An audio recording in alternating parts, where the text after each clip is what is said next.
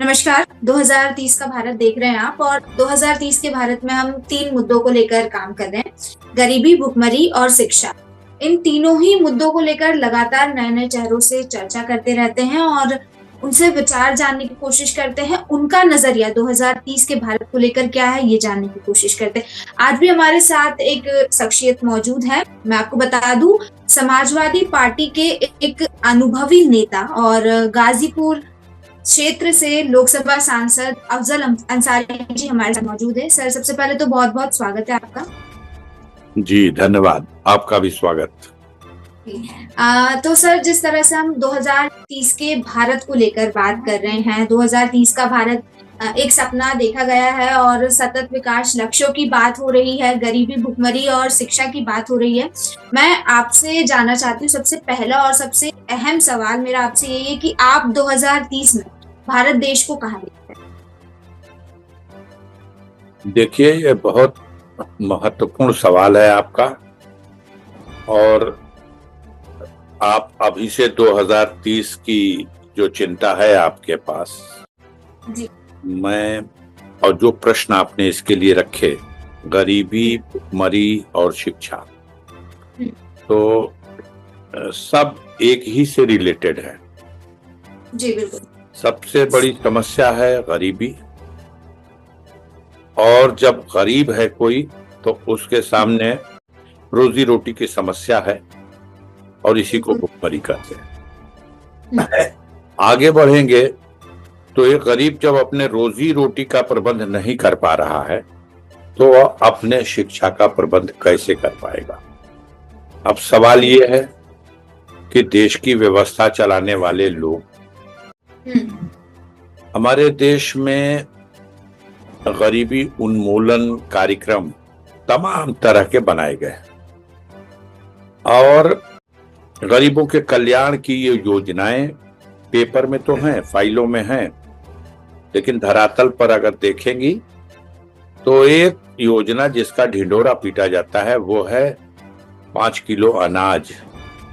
जी। वो गरीब को मिलेगा और अभी अगले कई सालों तक मिलेगा। हमारी सरकार की मानसिकता इससे स्पष्ट हो जाती है कि गरीबों को मुक्ति मिलने वाली नहीं है। अभी कई साल तक सरकार के दी गई इस भीख पर ही उनको अपने भूख के लिए निर्भर रहना पड़ेगा।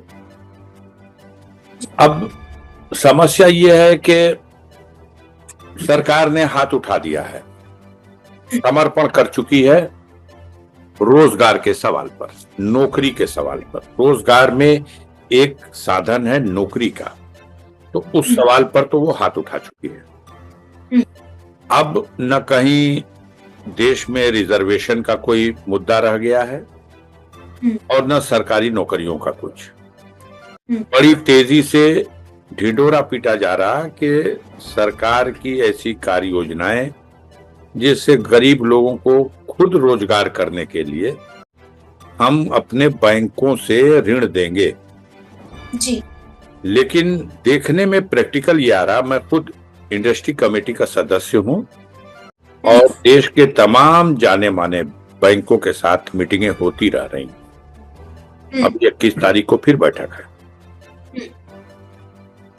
बड़े बड़े उद्योग लगाने के लिए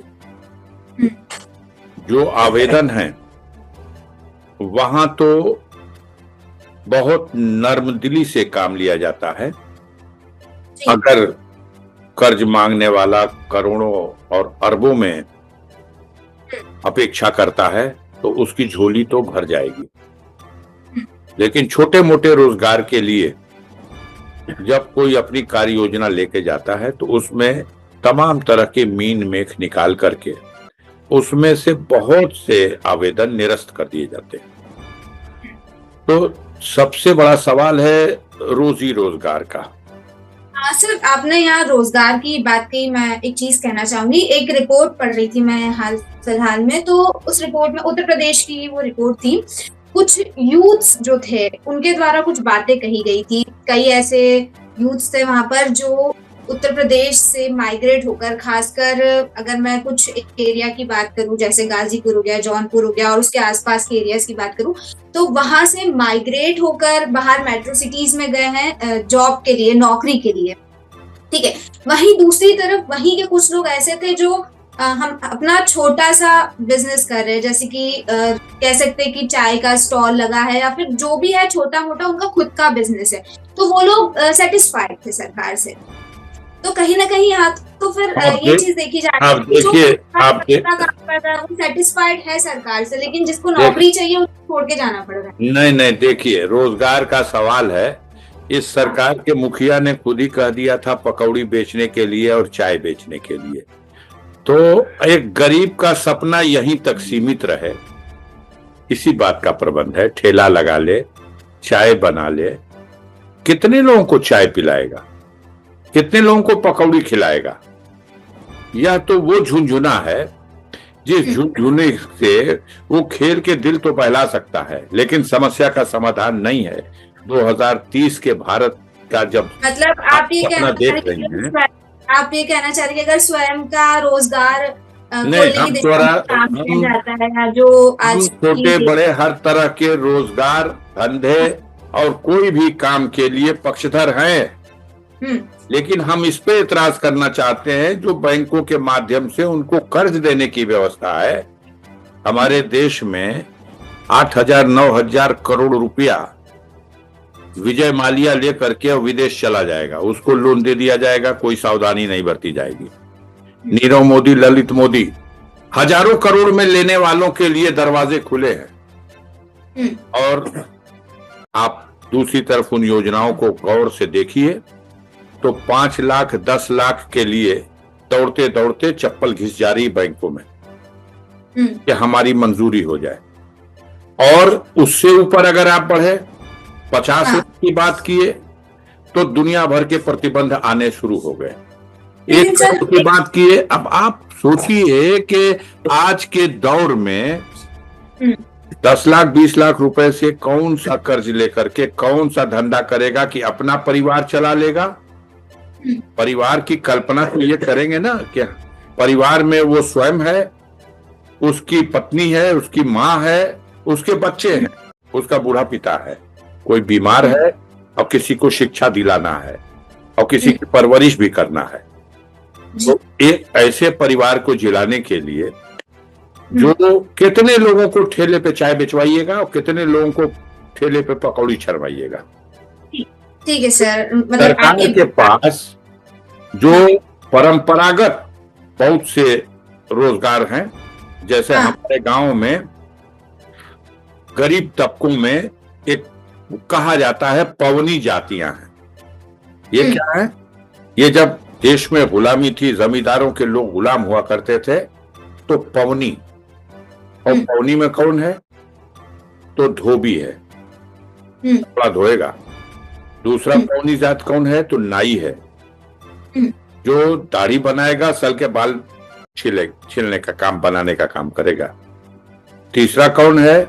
लोहार है, बढ़ी, जो खाट हमारी बनाएगा, चौकी हमारी बनाएगा, और दूसरे जो लकड़ी से संबंधित काम है वो बढ़ी करेगा। तो यह जो पौनी जातियां हमारी, इनके पास जो अपने परंपरागत रोजगार धंधे के तरीके रहे हैं, उनको और आधुनिक युग के हिसाब से विकसित करने के लिए अगर दिल खोल के सरकार बिना किसी मतलब झंझट के उनको अगर देती है, कोई सैलून खोल लेगा, अच्छा सा सैलून खोले और उससे वो अपना वही परंपरागत काम करे, तो हो सकता है सैलून में 10 आदमी को रोजगार भी दे देगा, काम करने वाले कर्मचारियों को, और अपने परिवार की भी परवरिश कर लेगा।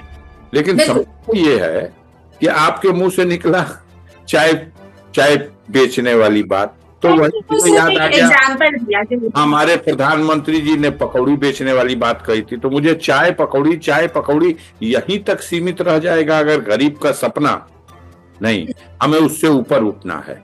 क्योंकि अगर हम उससे ऊपर नहीं उठेंगे तो न अपने बच्चों को पढ़ा सकेंगे, न उनकी परवरिश कर सकेंगे। बिल्कुल बिल्कुल, आपकी बात शिक्षा नीति पर आ जाइए। हमारे देश में दोहरी शिक्षा नीति है। एक शिक्षा उनके लिए जो सक्षम लोग हैं आर्थिक रूप से, उनके बच्चे मॉन्टेसरी स्कूलों में जाएंगे, प्राइवेट स्कूलों में जाएंगे, महंगी फीस है, 2,000 रुपए कक्षा 2-3 में पढ़ने वाले बच्चों से, 4,000 और 5,000 हम बिल्कुल कम वालों की बता रहे हैं। ऐसे भी विद्यालय हैं जहां 2 और 4 और 5 में पढ़ने वाले 10,000, 20,000 और 50,000 भी बिकते हैं, लेकिन हम वो वालों की बता रहे हैं। स्थिति है शिक्षा को लेकर अगर मैं बात करूं, जैसे आप कह रहे कि कई ऐसे विद्यालय भी हैं जहाँ 4,000, 5,000 रुपए में बच्चे पढ़ रहे हैं, तो फिर ऐसे विद्यालयों की जो शिक्षा है वो भी तो उतनी गुणवत्तापूर्ण नहीं है ना। तो क्या कुछ इस तरह से होना चाहिए कि सरकारी विद्यालय है वहीं पर कुछ तमाम सुविधाएं मौजूद करा दी जाए? हम बता रहे हैं आपको क्या है जी। जो सरकारी स्कूल हैं, बेसिक प्राइमरी पाठशाला कक्षा 1 से लेकर कक्षा 5 तक, जूनियर हाई स्कूल कक्षा 6 से लेकर कक्षा 8 तक, और हायर सेकेंडरी स्कूल कक्षा 9, कक्षा 10, इंटरमीडिएट कॉलेज कक्षा 11 और कक्षा 12। अब आइए लड़कियों की शिक्षा पर ध्यान देने की बात। हमारे यहाँ अभी तक हम लोग विकसित हो चुके हैं, विकसित होने का सपना देख रहे हैं। विश्व बैंक कह रहा है कि 2047 में भी आप नहीं हो पाएंगे जितना कर्ज आपने ले लिया और जिस रफ्तार में आप चल रहे हैं, लेकिन फिर भी हम सपना तो देख सकते हैं, हम सपना दिखा भी सकते हैं। वही है, सपने कब से दिखाए जा रहे हैं, पहले 2020 तो का वही सपना देखिए और सपना देखते देखते वैकुंठ में चले जाइए। सवाल तो ये है कि जब तक इस देश से दोहरी शिक्षा नीति का यह नीति समाप्त नहीं की जाएगी, तब तक गरीबों के बच्चों को, गांव में रहने वाले आम इंसान, किसान या सामान्य लोगों को शिक्षा का तो कोई लाभ नहीं मिल पाएगा। सरकार की कार्य योजनाओं में प्राइमरी स्कूल है, उसमें एक अध्यापक है, एक शिक्षा मित्र रख दिया, बहुत दानी है तो 2 हो गए। अब कक्षा 1 से लेकर कक्षा 5 तक पढ़ाइए और पता चला 400 बच्चे हैं, तो 400 बच्चों को कक्षा 1 की भी शिक्षा और कक्षा 5 तक की शिक्षा कैसे संभव है? सरकारी स्कूल में जो अध्यापक पढ़ा रहा उसकी तो सरकारी टीचर है, उसकी सैलरी है 80,000, 90,000, 1 लाख से भी ज्यादा अगर वो सीनियर है तो। लेकिन वो प्राइवेट स्कूल जहां फीस तो ज्यादा वसूली जा रही, 2,000, 4,000, 5,000, 10,000, वहां जो स्कूल में पढ़ाने वाले, इंग्लिश मीडियम स्कूलों में पढ़ाने वाले जो टीचर हैं, आप इसको अध्ययन कर लीजिए, मेरी बात को परख लीजिए जाकर के, उनको मुश्किल से 5,000, 7,000, 10,000, 15,000 रुपया सैलरी दी जाती है, और उनसे वो प्राइवेट स्कूल है, बेरोजगार नौजवानों की बाढ़ आ गई है। वो सारे बेरोजगार नौजवान उस तरह के स्कूलों में अपनी सेवाएं दे रहे हैं, बच्चों को पढ़ा रहे हैं, उनको 5,000, 8,000, 10,000 और 15,000 रुपया वेतन मिल गया, तो वो उसी में किसी तरह से खुशी अपनी समझ करके, और सरकार ने निराश कर दिया हमारे नौजवान। बिल्कुल सर, इस बात पे मैं बिल्कुल इत्तेफाक रखती हूँ कि कहीं ना कहीं जो सरकारी स्कूलें हैं वहां पर शिक्षकों को मानदेय तो ज्यादा मिलता है, शिक्षकों की सैलरी ज्यादा होती है as compare to private schools, लेकिन वहीं शिक्षा की अगर हम बात करें तो वहां पर बिल्कुल उस हिसाब से शिक्षा नहीं मिल पा रही है। देखिए, शिक्षा का जो मुद्दा है या फिर शिक्षा गरीबी, दोनों ही जो मुद्दे हैं वो आज के मुद्दे नहीं है, या फिर जो मौजूदा सरकार चल रही है उन सरकार के मुद्दे भी, ये मुद्दे तो चले आ रहे हैं आजादी के बाद से। मुझे अपनी बात पूरी कर दीजिए। आजादी के सर ये मुद्दे चले आ रहे हैं, गरीबी का, भुखमरी का, विकास का मुद्दा चला आ रहा है, ठीक है। तो सवाल मेरा सर ये है कि सरकार की हम बात कर रहे हैं, सरकार की योजनाओं की हम बात कर रहे हैं, तो 75 सालों में इतनी सारी सरकारें बदली, ठीक है, लेकिन अभी तक स्थिति वही की वही बनी है, तो किसी एक सरकार को हम कैसे दोष दे सकते हैं? हम आपसे ये बताना चाहते हैं कि शिक्षा के प्रति इस सरकार ने इस तरह की योजना बना डाली और उसको क्रियान्वित कर रही है कि कुछ दिनों के बाद गरीबों के बच्चे, मेहनत कश लोगों के बच्चे, कमाने खाने वाली, रोजी रोजगार धंधा करने वालों के बच्चे शिक्षा से वंचित हो जाएंगे, वो पढ़ाई नहीं सकेंगे, इतनी महंगी हो जाएगी ये शिक्षा। ये प्रबंध किया गया है। बड़ी की शिक्षाओं की बात नहीं कर रहे। आज हमारे यहाँ अगर कोई गरीब आदमी, कोई किसान, कोई सामान्य मध्यम वर्ग का व्यक्ति अगर चाहे कि अपने बेटा बेटी को हम डॉक्टर बना लें, तो 1 करोड़ रुपया फीस लगेगी उसको MBBS का एडमिशन लेने में। बड़े बड़े कॉलेजों में नहीं, एक मीडियम क्लास में 1 करोड़, और फिर हर साल की फीस अलग। आदमी अपनी हैसियत बेच देगा, अपना खेवट खसरा खतियौनी सब बेच देगा, तब भी वो अपने बच्चे को डॉक्टर तो नहीं बना सकता। तो इस सरकार की यह नीति है कि शिक्षा को इतना महंगा कर दो, इतनी महंगी कर दो शिक्षा कि गरीब पढ़े ना। अगर गरीब नहीं पढ़ेगा तो बड़े बड़े पूंजीपतियों और ये कारपोरेट घराने के लोगों को अपनी गाड़ियों को पुछवाने के लिए, सड़क पर झाड़ू लगाने के लिए, घर की चौकीदारी करने के लिए, साफ सफाई का काम उनके सेवक के रूप में, गुलाम के रूप में आगे भी करने के लिए अपने आप रास्ता बन जाएगा। तो अभी जो सरकार की कार्य योजनाएं हैं, उन कार्य योजनाओं से न भूखमरी खत्म होने जा रही है। क्या योजनाएं लानी चाहिए सवाल, क्योंकि देखिए मौजूदा स्थिति को देखे, मौजूदा योजनाओं को देखे, फिर चाहे वो मुफ्त में राशन देना हो या और भी कोई योजना हो, सरकार कोई भी हो।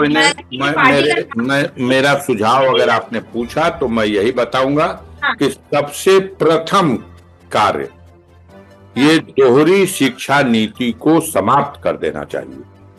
सर एक चीज, समाजवादी पार्टी को मौका दिया सुनिए, पूरे भारतवर्ष के हर नागरिक को जो अपने बच्चों को स्कूलों में पढ़ाने की, उसको सबकी व्यवस्था सरकार को अपने हाथ में लेनी चाहिए। मुफ्त शिक्षा का प्रबंध करना चाहिए और उसको ऐसी शिक्षा देनी चाहिए। स्कूलिंग शिक्षा तो सबको दीजिए आप, हाई स्कूल और इंटर तक। उसके बाद की शिक्षा में उनको ऐसी शिक्षा दीजिए जो उनकी शिक्षा ही उनकी रोजी का साधन बन जाए। उनकी शिक्षा को उनकी रोजी से जोड़िए, टेक्निकल उनको शिक्षा दीजिए, आवश्यकता इस बात की है, और मुफ्त शिक्षा दीजिए। इतनी महंगी शिक्षा सिर्फ इसलिए की जा रही है कि गरीब अपने बच्चों को पढ़ा नहीं सके। एक रिक्शा खींचने वाला व्यक्ति, एक पीठ पर बोरा ढोने वाला व्यक्ति, एक खेतों में किसानी करने वाला व्यक्ति कैसे पढ़ा सकता है अपने बच्चों को? ये जानबूझ के शिक्षा महंगी की गई। और जब शिक्षा दूर से हम दूर हो जाएंगे, हमारा समाज दूर हो जाएगा, हमारे वंशज दूर हो जाएंगे, तो फिर उनके जीवन में कोई सपना ही नहीं रह जाएगा। वही चाय बेचो, पकौड़ी छानो और बाबू लोगों की सेवा करो, यही सपना रह जाएगा। इसलिए आपके तीनों मुद्दे बहुत महत्वपूर्ण हैं।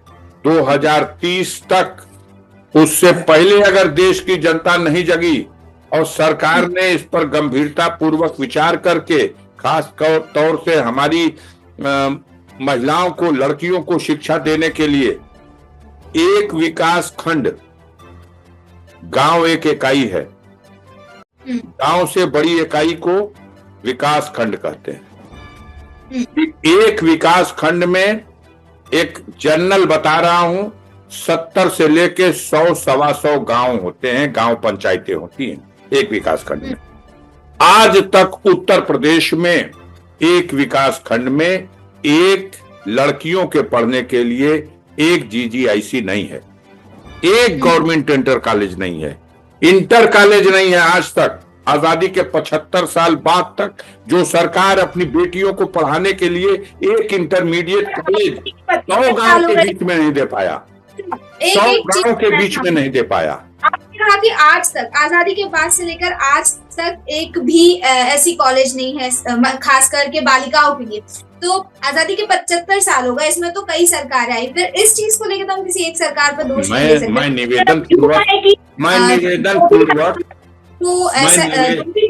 निवेदन पूर्वक ये कहना चाहूंगा कि ऐसा नहीं है कि पिछली सरकारों ने काम नहीं किया, सरकारों ने काम किया।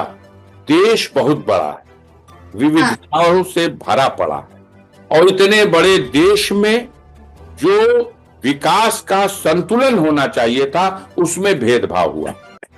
किसी क्षेत्र में, इसी देश में जाइएगा तो तरक्की के तमाम साधन हैं। आज गुजरात का मुकाबला इस भारत में कोई दूसरे प्रांत से नहीं किया जा सकता, क्योंकि सारे साधन और सारे सिस्टम, महाराष्ट्र के लिए स्वीकृत परियोजनाएं भी गुजरात भेज दी जाएंगी। उत्तर प्रदेश और बिहार में होने वाले काम भी गुजरात के ठेकेदारों से कराए जाएंगे। तो ये जो सिस्टम बना दिया गया कि संतुलन बिगड़ गया, और संतुलन बिगड़ जाने से आप देखिए एक नीति बनाई गई है शिक्षा के क्षेत्र में कि जिस जनपद में 150 डिग्री कॉलेज होंगे, उस जनपद में एक विश्वविद्यालय की स्थापना हमारी सरकार करेगी। हम गाजीपुर जनपद को बिलोंग करते हैं, 350 डिग्री कॉलेज है, हमारे पास विश्वविद्यालय नहीं। मत दो हमें नौकरी, मत दो हमें रोजगार, मत दीजिए हमें रोजगार का साधन, लेकिन हमें शिक्षा हासिल करने के लिए एक विश्वविद्यालय तो दे दीजिए। हमारे नौजवान अपने उस विश्वविद्यालय में अपनी उच्च शिक्षा से और उस रास्ते से अपनी जिंदगी का रास्ता तय कर लेंगे। लेकिन है बिल्कुल बिल्कुल आपकी बात से मैं सहमत हूं कि हमारी बच्चियों के लिए, हमारे बेटों के लिए शिक्षा के साधनों का घोर अभाव है। बिल्कुल सर, शिक्षा कहीं ना कहीं एक बहुत ही अहम रोल निभाती है और जरूरी भी है, क्योंकि शिक्षा होगी तो जाहिर तौर पर गरीबी और भुखमरी दोनों ही चीजों में हमें गिरावट देखने को मिलेगी।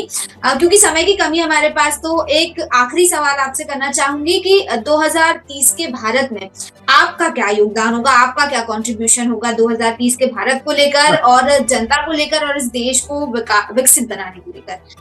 देखिए 2030 बहुत दिन है अभी, आज हम लोग अभी 2025 में हैं जी। 72 साल मेरी उम्र हो चुकी है। भगवान जाने 2030 तक क्या स्थिति होगी मेरी, लेकिन मैं ये देख रहा हूं कि हमारी नौजवान पीढ़ी जो है, जो जिसके लिए हमारा सपना था कि ये कल देश की कर्णधार बनेगी, हमें अपने नौजवानों के चेहरे में उदासी और मायूसी दिखाई दे रही।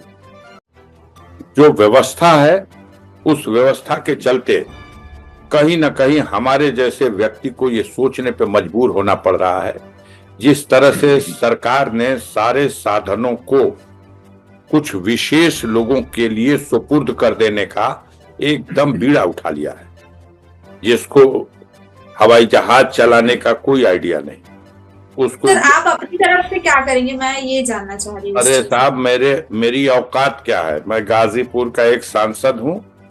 समाज में समरसता बनी रहे, हमारे गाजीपुर जनपद और इस पूर्वांचल के क्षेत्र में सरकार की जो कार्य योजनाएं हैं उसे व्यवहार के रूप में लागू किया जाए, फैले हुए भ्रष्टाचार पर अंकुश लगे और लोगों के अंदर जागृति पैदा हो, अपने बच्चों को शिक्षा के प्रति लोग जागरूक हों, पढ़ाएं और शिक्षा को अपना माध्यम बनाएं।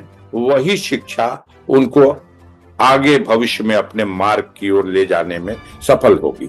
ये मेरा प्रयास होगा कि जहां तक मेरे पास क्षमता है उस क्षमता से मैं शिक्षा के क्षेत्र में यह जो दोहरी शिक्षा नीति है इसको समाप्त कराने के लिए, गाजीपुर में महाविद्यालय की स्थापना करने के लिए और गाजीपुर में रोजी रोजगार के साधन उपलब्ध कराने की दिशा में सरकार के सामने मैं अपनी बात बुलंदी के साथ उठाता रहूंगा। हमारे जैसे सांसद को अपनी बात उठाने का, इसके अलावा कोई निर्णय लेने का अधिकार नहीं है, लेकिन हम आवाज उठाते रहेंगे इस उम्मीद के साथ कि एक दिन इस सरकार को सुनना पड़ेगा और उस दिशा में कुछ करना पड़ेगा। बिल्कुल सर, बिल्कुल आवाज उठाना बहुत जरूरी भी है, क्योंकि कहीं ना कहीं अगर हम विपक्ष की बात करें तो विपक्ष का एक बहुत ही मुख्य किरदार होता है डेमोक्रेसी में, है ना। और अगर आवाज उठाई जाएगी तभी बदलाव नजर आएगा। और रही बात, अगर जैसे आपने कहा कि शिक्षा की हम बात करें, तो जाहिर तौर पर अगर हमारी देश में शिक्षा प्रणाली सही होगी, सभी को बराबर शिक्षा मिलेगी, और जिस तरह से रिसोर्सेज की आपने बात की, अगर रिसोर्सेज का डिवीजन इक्वली होगा तो कहीं ना कहीं जाहिर तौर पर देश में तरक्की देखने को मिलेगी। जैसे आपने कहा कि आपका प्रयास होगा कि गाजीपुर में महाविद्यालय बने। मैं उम्मीद करती हूँ और मैं कामना भी करती हूँ कि आपका ये प्रयास जरूर सफल हो। बहुत बहुत धन्यवाद। धन्यवाद, बहुत बहुत धन्यवाद। ठीक, thank you so much sir. Thank you.